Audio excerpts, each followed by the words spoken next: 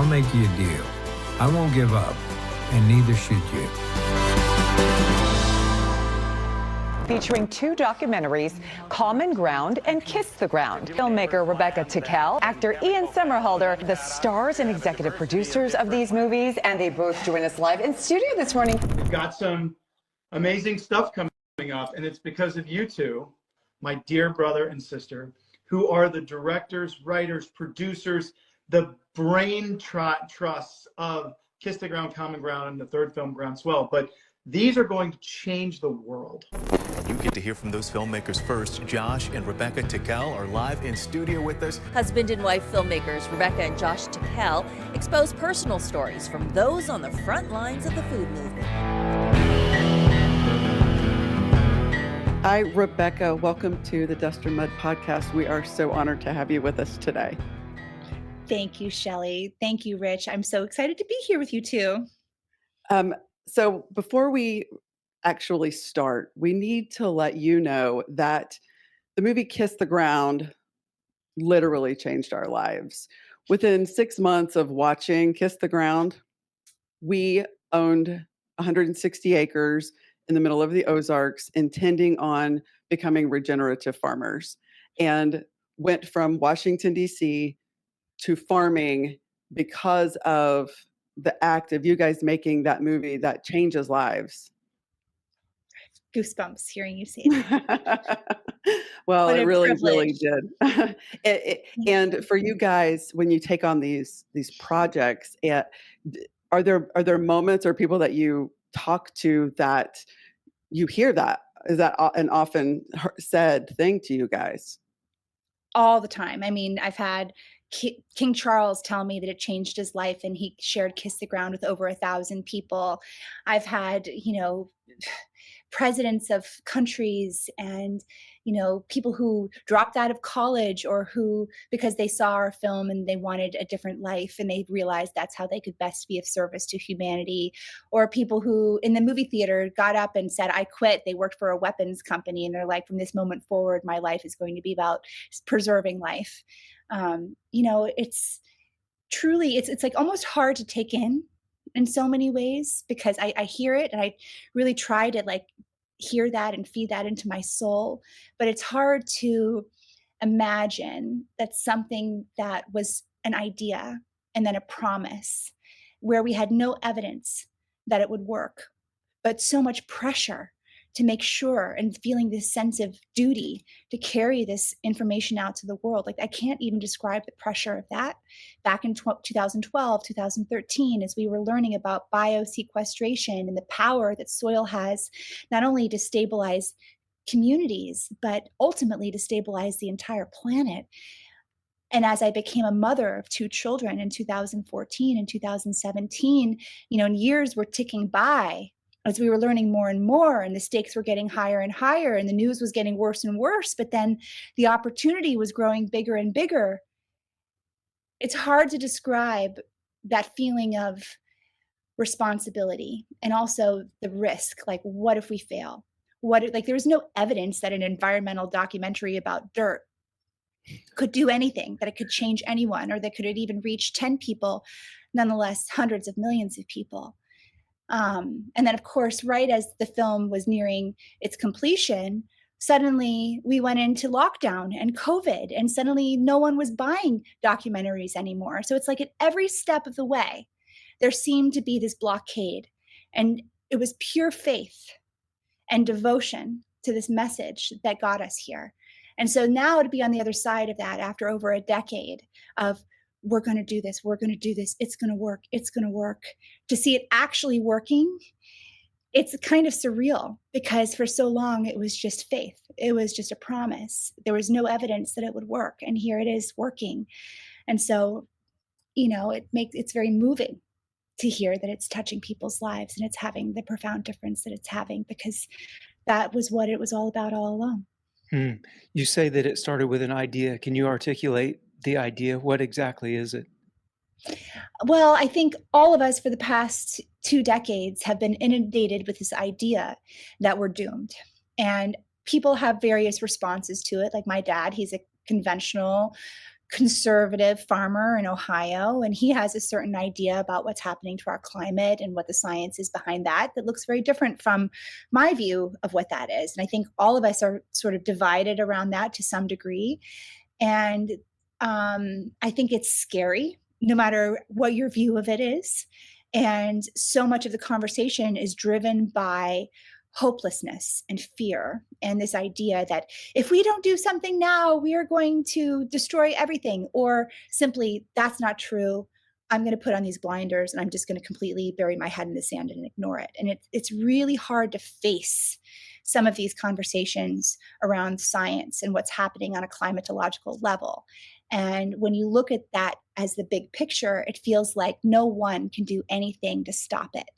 And so, I remember watching An Inconvenient Truth in the theater back in 2006 and being gutted because I was, 26. Suddenly, I was just told that my future was over. I might as well not have kids. A lot of young people aren't having kids because they feel like, what kind of world am I going to be? It's irresponsible for me to give birth to a child that's going to grow up in a world that's going to look the way that it's going to look, where we have this sort of climate doom that's so ubiquitous right now. So when we learned that soil is where the majority of the carbon in the atmosphere came from, to begin with, through the way that we've managed our land, through tillage and chemicals, and the way that we grow our food, through conventional agriculture, of which I come from a legacy farming family of conventional agriculture. And then to discover that through shifting some of these farming practices, through how we manage our land, through helping to build back up that soil and help to support life in soil, that when you support life in soil, it has this tremendous power to sequester carbon. So it's like so simple. We learned about this in grade school. Photosynthesis, the plant breathes in the carbon, puts it down into its roots, and then it breathes out oxygen. I mean, it's so simple. It's the most simple, elegant solution to this giant catastrophe that we're all running around freaking out about on some level or another. And the truth is that the answer is right beneath our feet. And we manage how that looks through the food that we eat and how we grow our food. And that was kind of like, oh, well, this can't be true. This is too good to be true. There's no way that by building healthy soil, we can stabilize the climate. But then as we started to interview people all around the world and interview the top scientists and talk to government entities and look at the peer-reviewed studies that were starting to emerge, we learned, no, absolutely 100%. Yes, we need to do all of the other things. We need to reduce emissions. That's critical. But reducing emissions will do nothing about that legacy load of carbon that we've already emitted into the atmosphere that's wreaking havoc on our climate, that's forcing that carbon to then be absorbed by the oceans, that's creating ocean acidification. I mean, the ripple effect of what we've done by emitting all of this carbon into the atmosphere and how it destabilizes our climate and creates these weather events is something that everyone, there's nobody that is protected from that. It's everywhere. And so when you learn that you can take all that carbon and you can put it back in the soil, and you can stabilize not just your microclimate, but the entire planet this way. And by the way, the farmers who are growing that food are going to make a profit, and they're going to start to see other types of benefit, like better health, because the food that they're growing is no longer exposing them to these harmful chemical sprays that are affecting people's well-being and their families' well-being and the well-being of the wildlife and the soil that people feel a great sense of pride and stewardship over and responsibility for. And not only that, you're creating nutrient-dense food. And that's how you feed people. That's how you don't feed the world by growing a monocrop that then gets shipped to the other side of the world. I mean, our system is so crazy right now. But when you actually grow food that you can eat and it's biodiverse and it's co-evolved to grow in that soil, the abundance that can be grown. I mean, that's the way that nature intended it to be. And that's the way that we learn how to nourish the soil, which then in turn nourishes us. So many of our problems, health, economic, climate, can be shifted and transformed through implementing regenerative practices. Wow, beautiful. Oh, beautiful. Two things it makes me think of. One, the name of our farm, we named it Air to Ground Farms. And it's very easy to describe our shifting focus as we transitioned away from the Air Force and into farming. Our focus shifted from the air into the ground. But it's also, the dual meaning is exactly what you just described. The way that we farm is taking carbon from the air and putting it back in the ground. And so we from the very beginning, we had the name of the farm before we ever even moved here. So from the very beginning, that was like key to what we were going to do. And then the food, we're with you 100% there too. We think that food is health, food is medicine. And so the type, we grow beef, lamb, pork, chicken, eggs, raw dairy, and across the board, it's all no chemicals, no sprays, no GMO feed. It is just as clean as we can make it. So totally resounding with what you're saying right there. But I have to take you back to, you met King Charles? Is that what you said? He reached out to us, actually. We were, it was so bizarre. It was like right after lockdown. And suddenly we get a phone call from some of our executive producers. And they were like, what are you doing tomorrow? We were like, well, why? And they're like, well, we just had somebody show up at our house looking for you. They're representing King Charles, well, Prince Charles, so like His Royal Highness at the time. We were like, what? And they're like, yeah, and they'd like to come and visit with you tomorrow.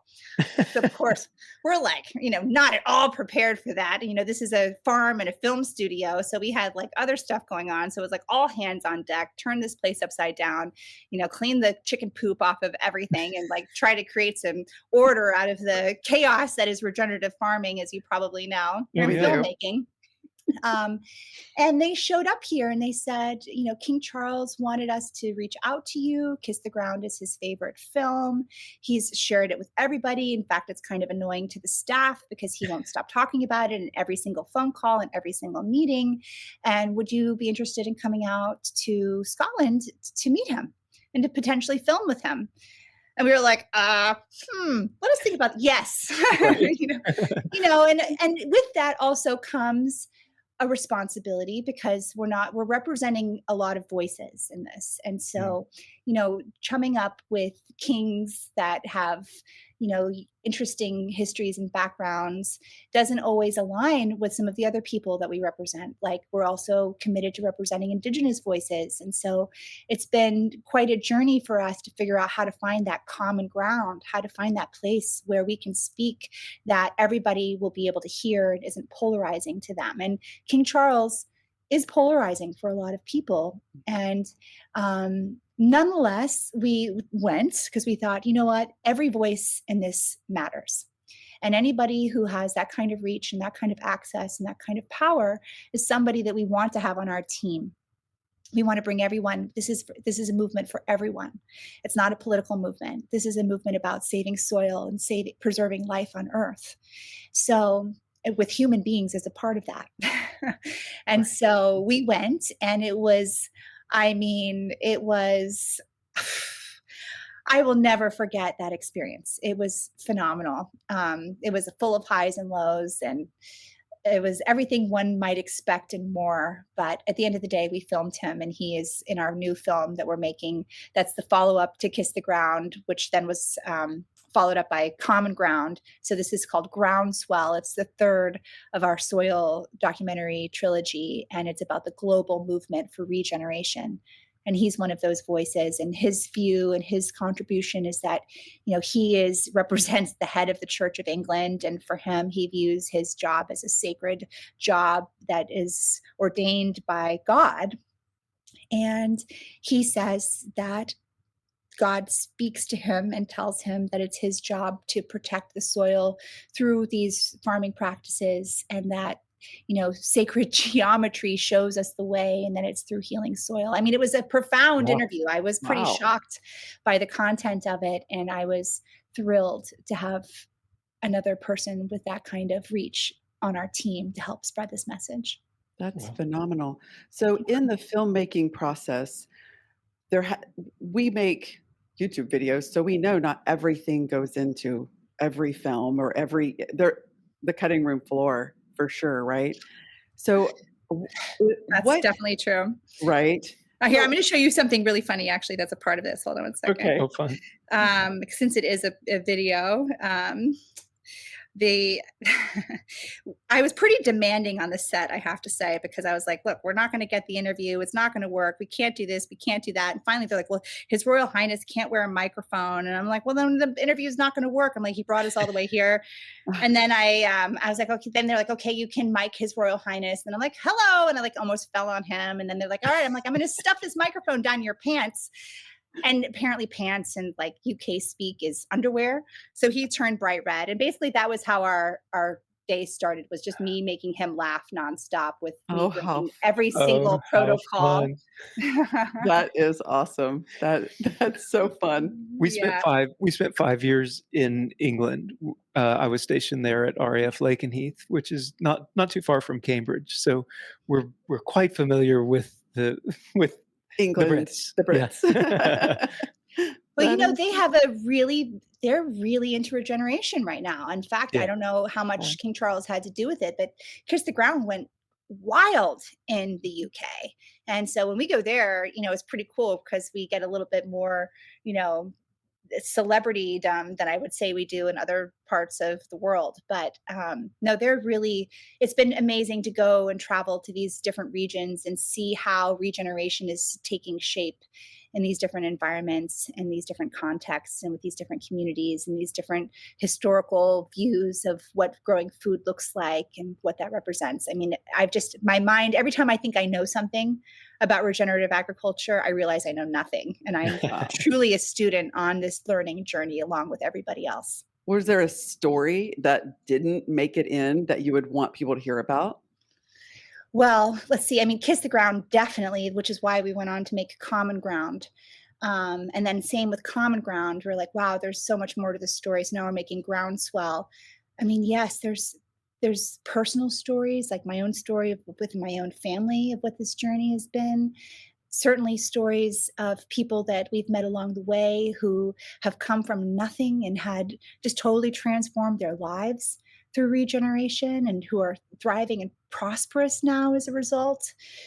I mean, I think for me, the thing that touches most close to home is that I grew up, in this with my dad telling these stories of, dropping out of school at a young age to drive the family tractor and to pull the plow and standing in huge vats of DDT and 2,4-D, 5T, and then to witness my family one by one go through these health issues. My uncle dying of cancer, my aunt having this autoimmune disease, my aunt and my uncle not being able to have children, just every step along the way, seeing how the farming in my family has affected their health and well-being. And then just, and I see that out in the world, and I talk to scientists and I talk to doctors and I'm learning about this in a very scientific way, but then experiencing it in real life with people that I love and people that I care about. And then trying to figure out how do I convey what I'm learning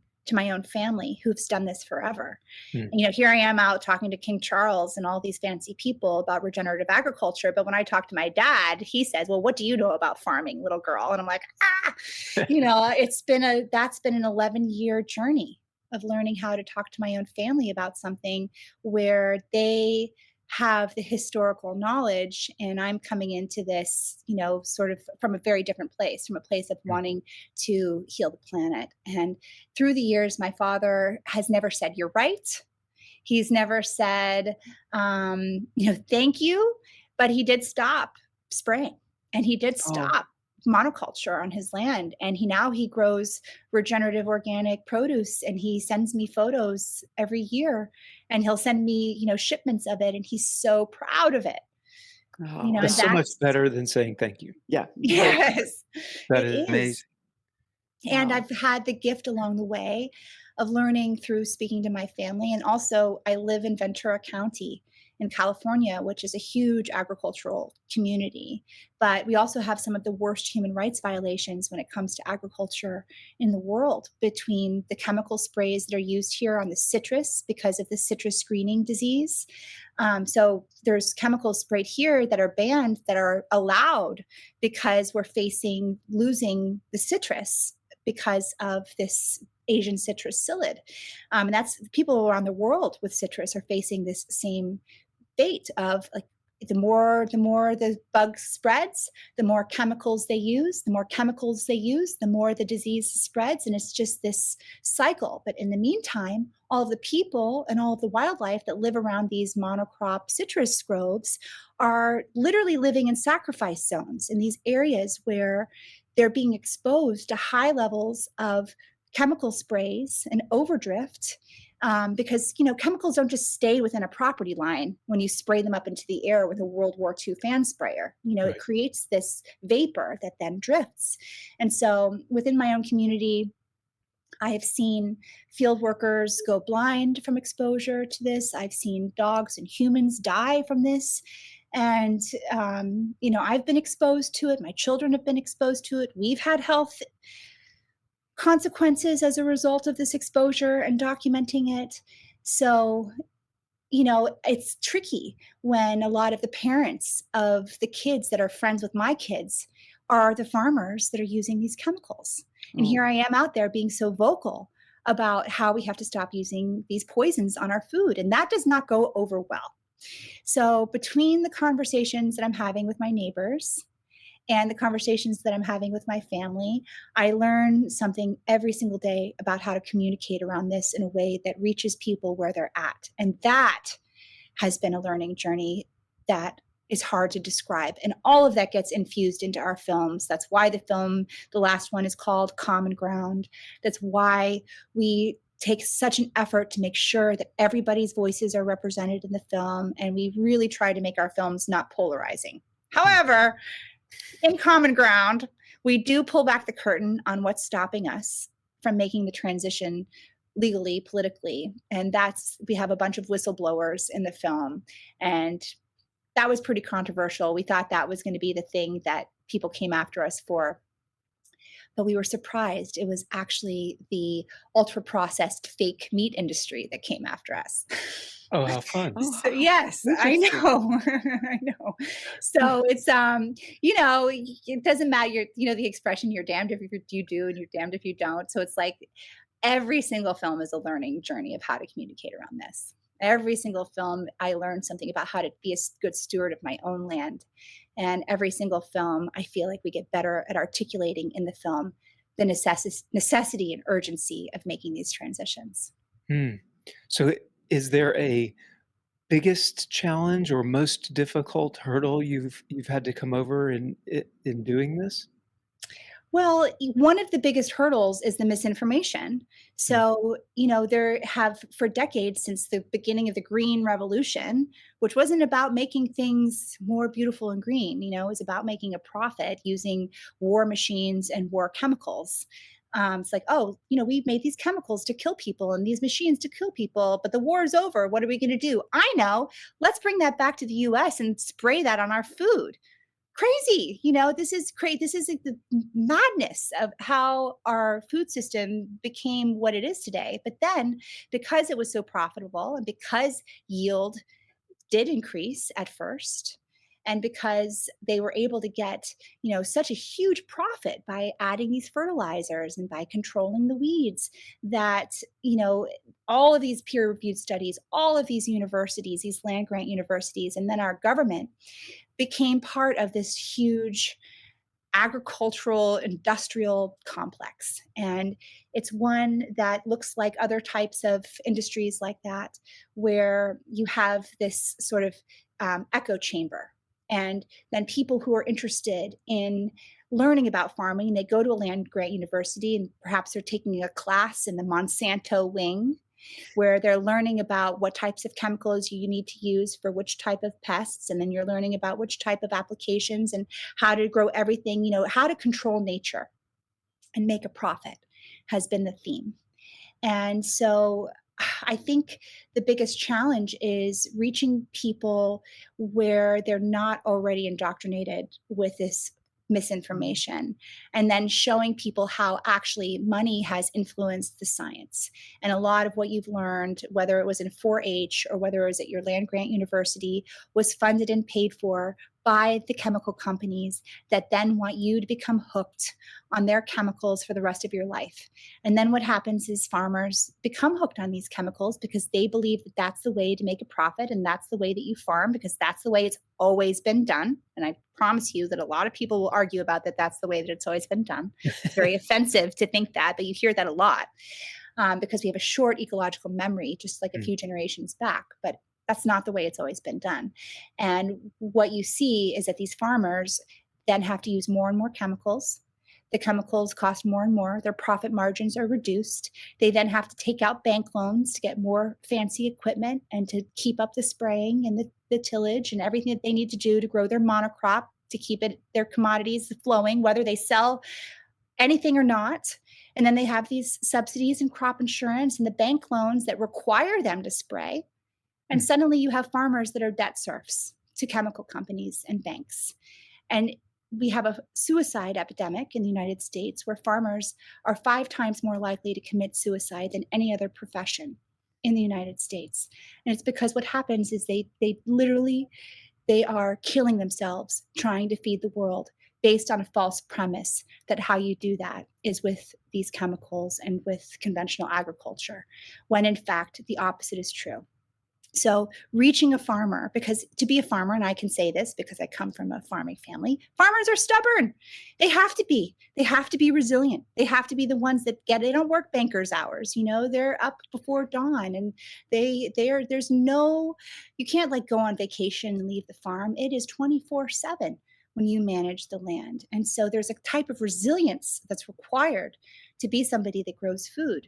But it also can mean, not being necessarily the best at adapting and listening, and so as a result of that, because we've been so enforced and reinforced with this fake science that says that we need these chemicals and that we need to farm in this way, it can be very scary for a farmer to say, I'm stepping out of this system. I'm not going to be a debt serf anymore. I'm going to try something new. I'm going to biodiversify my crops. I'm going to diversify my crops. I'm going to start looking at my soil organic matter. I don't need to do what my neighbor is doing. I can get off of the fix. I can get off of the drug of the way that we have been taught that we have to do it. And making that step can be very, very terrifying because you don't know what's going to happen the next year. You don't know who your market's going to be. You don't know if the crop is going to succeed or fail.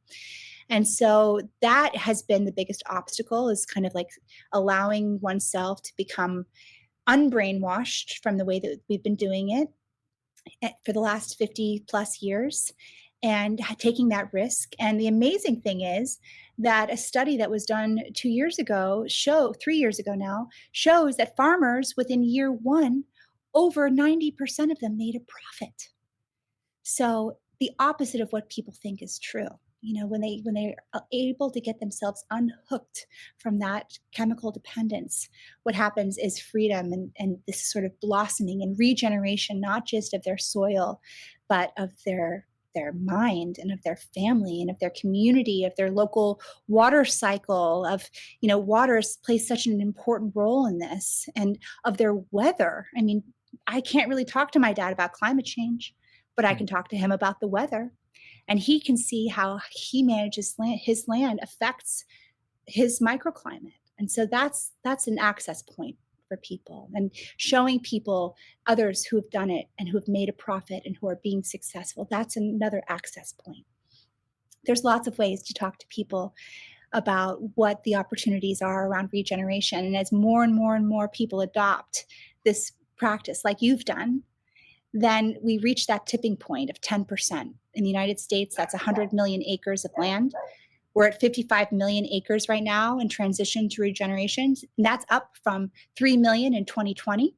So we've gone from 3 million acres in transition to regenerative agriculture in 2020 to 55 million acres in transition to regeneration in 2025. And once we reach 100 million acres, that's sort of Malcolm Gladwell idea that we've reached that tipping point and it can't be undone. That's the unstoppable avalanche that will help us move towards prioritizing soil organic matter as the number one thing that we can improve to support human life on Earth. Well, so we're first generation regenerative farmers, so we didn't have to transition. We weren't hooked on anything. We came into this whole deal as this is the way we're going to do it. We took off that direction without the chemical dependence from the beginning. But we talk to people, or we get comments often on it's so hard. Like farming takes a whole lot of grit, and getting the young people to, well, kids or anyone to bite off on this actually works. The challenge for our nation and globe to move forward and raising more farmers. Are you hearing anything about the up and comings, the Yes. young people? Are Yes, they fighting off your generation, the younger generation as well? 100%. So I think when we started this, like, a decade ago, the statistics were like within 10 years, this is not exactly right, but something like within 10 years, 80% of farmers are going to retire because there were so many that were so old. That's not the exact statistic, but it was something along those lines. Now, young people, as they learn that through how we manage our land can stabilize the climate, it's almost like it's a new back to the land movement.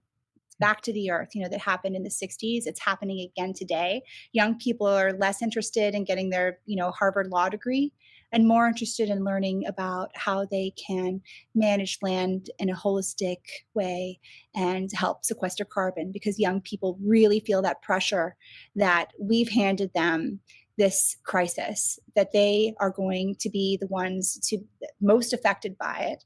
And so they feel the burden of having to change it during this very critical period of time right now, where we can massively within the next 5 years draw down carbon, stabilize climates. I mean, the reality is the damage has been done, and everyone around the world is going to be facing the impact of that. No one is immune to that. Everybody is going to feel what it's like to have this much carbon in the atmosphere and the oceans warmed by this much, and the desertification that's happening around the world. I mean, we've desertified 1/3 of our planet through how we manage our land, and we have lost 2/3 of the Earth's topsoil. That's our skin. That's what we need to be able to protect ourselves. That's what prevents these large weather events. So when we learn that we can rebuild that topsoil and we can turn deserts back into regenerative oases, then young people feel like that's their purpose. That's their life's calling. And I've seen it happen over and over and over again. It's young people who are picking up the pitchforks and returning to the land and learning, because they don't have that same indoctrination that we had or that our parents had. They are coming at this from a very different place. Like, I'm going to feed the world by feeding my community and by feeding the life in the soil. And so, yeah, young people they're dropping out of college and they're going to volunteer on farms. So left and right.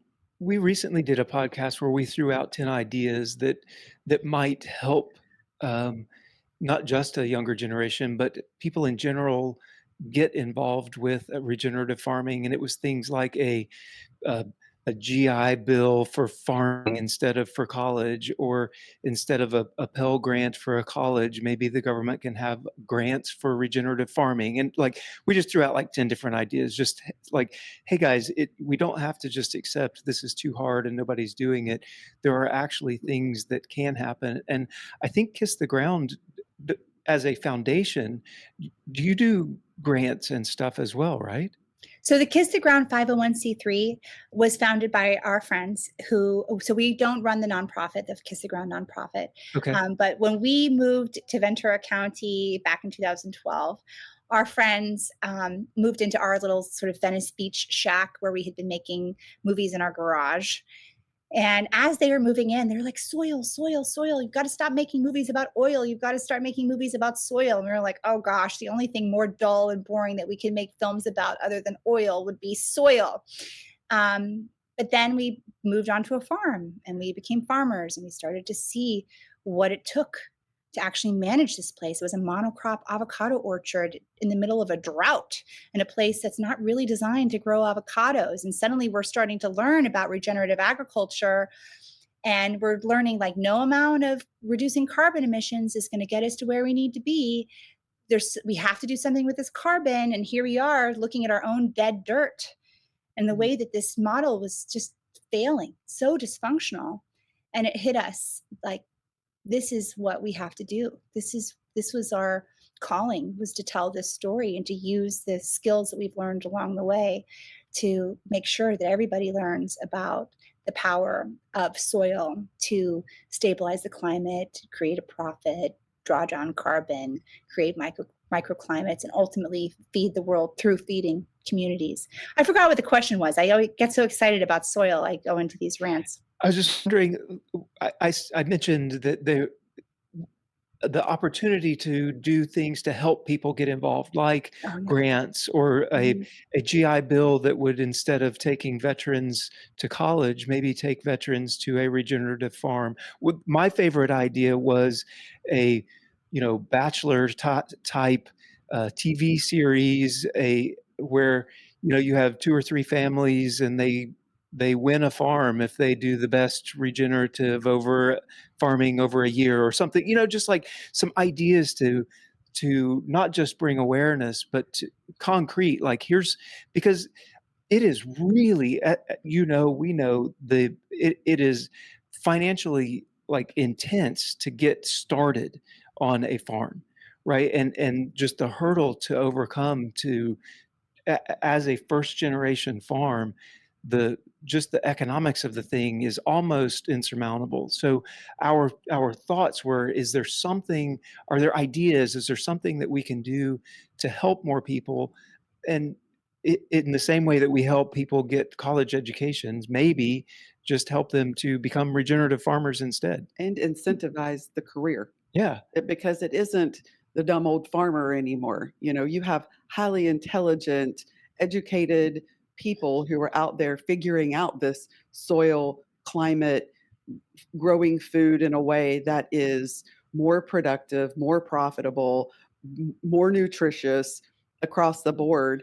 And to get some of those really bright minds involved in the dirt, in our ruminant animals, and incentivize it even in a financial way. Do you know of any programs that maybe are out the best there? way to say it was like programs to reduce the barrier of entry, Okay. be it financial or the stigma involved with the dumb farmer, like that. I think that may be the best way reduce the barrier of entry. That's a good way to put it. Yeah, I mean, I think what I'm learning from there are so many grants that are now becoming available for people to be able to make that transition or to be able to go and start regenerative farms. I mean, they're everywhere, on state levels, on federal levels. Kiss the Ground was shown to the USDA wide, and it was credited as being one of the main reasons that they put $20 billion towards climate smart agriculture, of which I think at this point they've spent over $4 billion of that. It's probably more than that at this point. So I think people are starting to realize that conventional agriculture is going to dust, it's going bankrupt, and where the future lies is within biodiversity and regeneration. I think people are starting to get hip to the idea that soil organic matter is a critical part of the equation. And I love that idea of some type of show of measuring like who gets to the highest level of soil organic matter first, like that would be so cool. Yes. I think. And then the idea was when they get there, they win the farm. Yes, so it's a big thing, like there's a big, at the end of this, it's like, talk about the reveal. The reveal is, and you win the farm, like, wow. A profitable business model. Yeah. I love that idea. I mean, I think all of these ideas I think this is where we're moving. What I've heard from a lot of farmers is that their biggest barrier to entry is having a guaranteed output for their produce. So a lot of people, they're like, okay, well, that's great, but how am I guaranteed that anybody's going to actually buy it? Because now we're talking about something that's more regional, it's seasonal. I'm not guaranteed that anybody is going to come out and buy my product anymore. If I get myself out of this this system where I'm guaranteed money whether I produce something or not. And so one of the models that is really inspiring to me is Alice Waters' school-supported agriculture model. And so the school-supported agriculture model idea is that schools and farmers within their communities link up so that there is a guaranteed output for the food that's being grown locally to the local school children at the schools. And that then prohibits this idea that, okay, well, I'm going to grow this food, but I'm going to have no way to sell it or make a profit from it. You immediately have a buyer, which is the school system, and you're suddenly feeding kids nutrient-dense food. We've started to dabble with that here in Ventura County. I love this model. Some of the challenges are creating menus that aren't year-round menus, like looking at having seasonal menus in a school.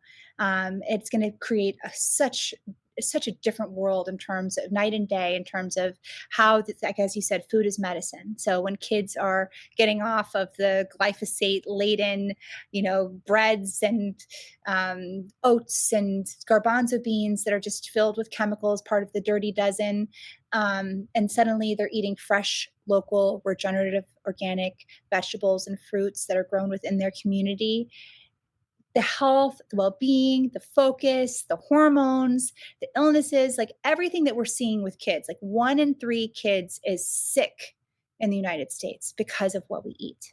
1 in 3 kids is sick.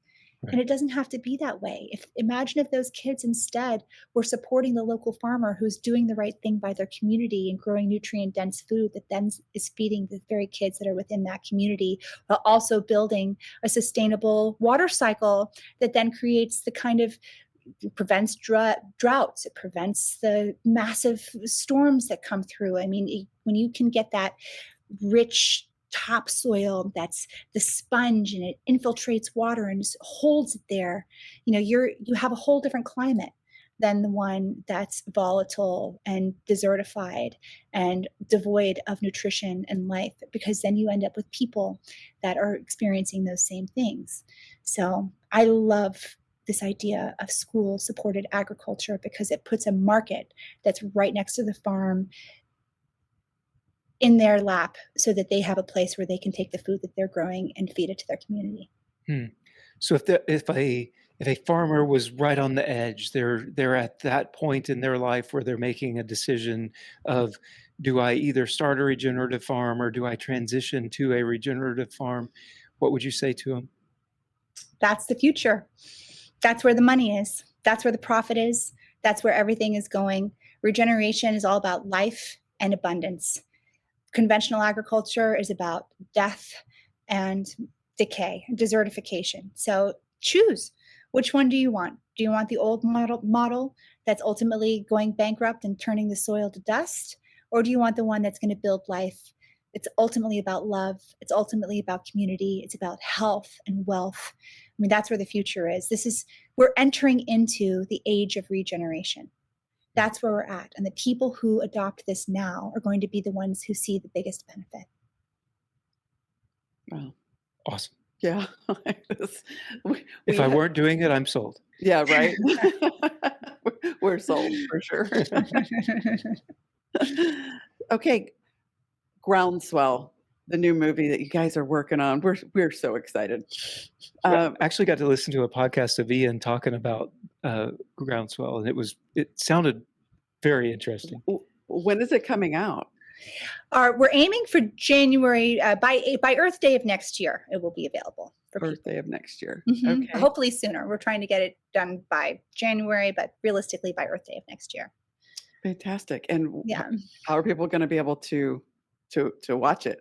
It will be on Prime. So we had, as environmental documentary filmmakers, we're kind of the lowest rung of the totem pole in Hollywood. It's like we're like the charity case. We're like, okay, like, all right, you can come in just because you're do-gooders. But when we add people like Jason Momoa and Woody Harrelson and Rosario Dawson, like we get a little bit more street cred, but we're still the sort of lowly environmental documentaries. And so when Amazon came along And they were like, not only do we want to take Kiss the Ground, which had already been on Netflix for 4 years, not only do we want you to put out the director's cut of that film that included the Indigenous Peoples section that we wanted to include from the beginning, but we also want to make them originals. We want to take Common Ground. We want to release both of them on our platform and make it available throughout the world. And you can keep educational rights so that you can keep giving the educational cuts and curriculum away for free to schools. It's been made available to over 50 million kids in the US for free.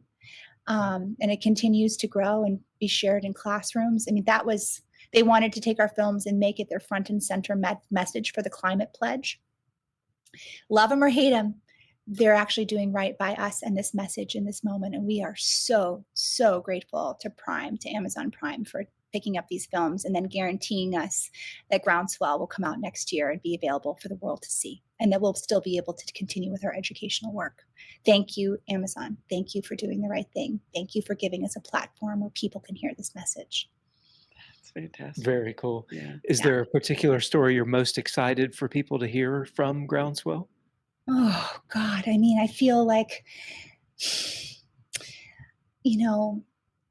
we complain a lot that it's really hard in the United States to make this transition.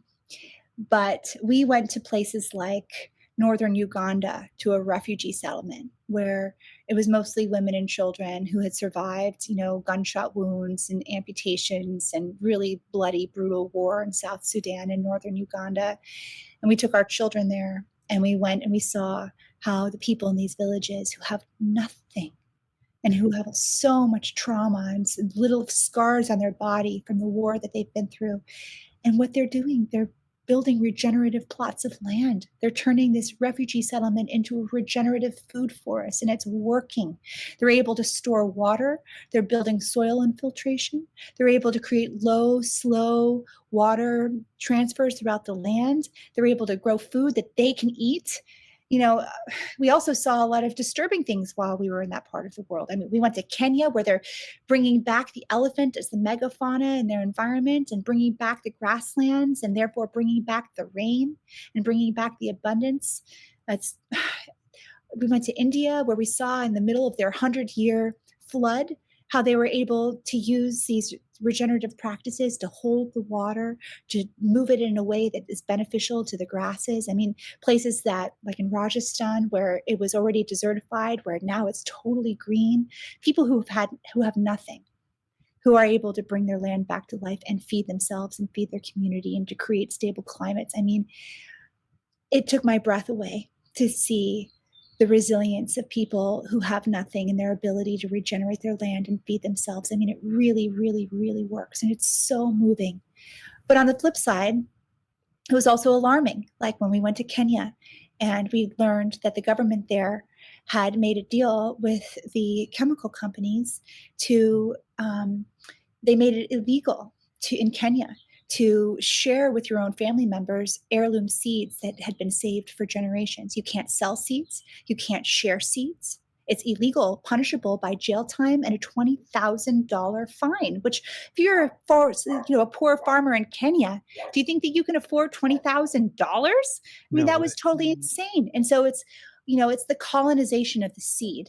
So it's happened here in the US, and now they're going into these areas where there's such fertile land and where there's such a history of seed saving and of these heritage ways of practicing agriculture that are being currently decimated by these chemical companies who are coming in, making it illegal for them to continue growing the food that they're growing, they're saying, okay, you can't, it's illegal to do that, but you can take this seed and we're going to give you the chemicals and inputs that you're going to need to be able to grow this GMO seed. And we're going to give this to you for free for 2 years. So this is what's happening currently in Kenya. We're going to give you these seeds for 2 years. But then at the end of the 2 years, what they don't know is then they're going to have to pay for all of the things that they've been given. But suddenly now, like an addict, they're hooked. They no longer have their heirloom seeds. They're growing one thing, usually maize. That maize is then sold someplace else. They can't even eat it. So suddenly they're growing food that when things get tough, guess what? You can't grow the food that you're eating, nor do you have the wisdom and the knowledge that comes from these generations that have been passed down of how to grow food that co-evolved with the soil, that co-evolved with these people, that tells the story of their history. And so this is what's happening currently in Kenya, is they're slowly going in and doing what we call seed colonization, where they're basically preventing people from continuing to have their way of life. Yeah, and it doesn't have to be that way. Then you find people that are saving the seeds and fighting these laws and preserving people's right to farm and to have the wisdom that's been passed down for generations. And so that's why we wanted to tell this global story. Yeah, are they seeing any organizations coming in their defense? Absolutely. There's a Seed Saver Network. I highly recommend them. They're just outside of Nairobi in Kenya. Seed Saver Network. They're doing an incredible job. They're standing up to injustice, facing jail time, speaking out, which is illegal for them to do. And they're saving seeds. They're taking seeds and they're collecting every type of heritage seed, and they're putting them into deep freeze so that when these laws change, people will have access to the seeds that have been carried down through generations. People in our country really don't. I know that we have been manipulated by Monsanto and the chemical companies, but not by law. We don't understand oftentimes what it means to actually try to survive in some of these other countries. I think the difference is probably the carrot or the stick, right? In our country, it's all the incentives, it's the payment, it's the guaranteed, crop sales. In their country, it's the law, right? Like they're making it illegal. I don't see it. I mean, obviously it's different because ours isn't faced with jail time. It's just faced with going bankrupt and a rise in suicides. Wow. And the law, I mean, if you look at our regulatory agencies like the USDA and the EPA, for instance, the EPA there was this article that came out about how when the 10,000th study was waived that connected the harms of chemical exposure to human health issues, the 10,000th study was waived. They held a party at the EPA and they served cake. Wow. And that's the kind of mentality that has seeped into our government. These are the organizations that are supposed to be protecting us from these very chemicals that are being propped up and supported, and any voice that goes against that is either swept under the rug or, in the United States, I mean, gosh, how many times have I been called hysterical now? And now I wear it like a badge of honor because I'm like, well, Rachel Carson was told that she was hysterical, and look at what she was able to accomplish. I mean, it ultimately ended up killing her, but if you look at what she did, she was a woman who was concerned about her environment and the way that things are being done, and she spoke out about it. And often when you have a strong woman who starts asking questions that are inconvenient, you start to hear the word hysterical. So, or fear, and one of the quotes about me within our community was that I was spreading non-science-backed, fear-based hysteria, and that I was a Hollywood newcomer. Keep in mind, I've lived here now for 14 years. I've given birth in my home twice to 2 children that were born here, and it's their birthright that I'm standing up for, and I'm listening to the indigenous people within my community. So I really have a vested interest in this place, but it's very disruptive. It can be very terrifying. And so even if the government is not saying, I'm going to put you in jail, there is a kind of social shunning that can happen when people start to ask questions, when people start to suggest big changes. It can be very threatening to the livelihood of the people who've done it a certain way for a long time, who are already feeling the stress of the system breaking down, and who don't want to believe that they're poisoning themselves and their children and their community and their soil. They don't want to believe that, because that goes against, the American farmer. We uphold the American farmer as sacred in our country, and the idea that the way that we have forced these farmers to farm is actually harming them, it just completely goes against the entire ethos, and it can create this kind of cognitive dissonance where people can't hear anything except what goes along with that narrative. So it is a kind of prison in a way. It just looks different than it does in Kenya. So as we wrap it up, Rebecca, is there something that we should have asked you that we didn't? Is there a message that you were hoping to get out today that we didn't allow you to? Oh, I mean, you are both such beautiful people, A, for using your voices to share this message, for using your livelihood in this way to be building this regenerative farm and putting your hands out there in the soil. I think the only thing I want to share with people is I spent a lot of time talking about how the soil, how we can save the soil and how important it is that we save the soil. But I think one other thing, it might sound a little woo-woo, but the soil can also save us. That when you actually put your hands on the earth, scientifically, there is an electron charge that gets flooded into your body. It's called earthing. It's scientifically proven. There have been all these peer-reviewed studies that show that when you touch the earth, that your body gets filled with electrons, because we are electrical. We have a slightly negative charge like the earth. We come from the earth. We need that electron charge to be able to have our organs and our bodies function properly. When you get disconnected from the earth and you cut off that electron charge, you literally are cutting yourself off from that energy that you need to be able to function well. And people start to have inflammation. And so much of the disease that we have is inflammation based. So yes, you want to eat foods that reduce inflammation. Yes, you want to limit the amount of chemicals that you put in your body. But you also have to remember that it's a sacred connection that we have to the earth, and the earth is what keeps us alive.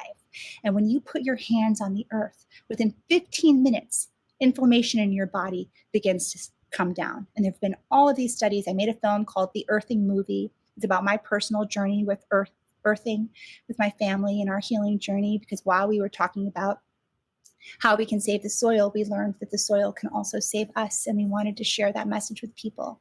So if people want to feel good and they want to have their bodies function well, and you want to reduce inflammation in your body and give your body the optimal opportunity for it to function at its very best, connect with the earth.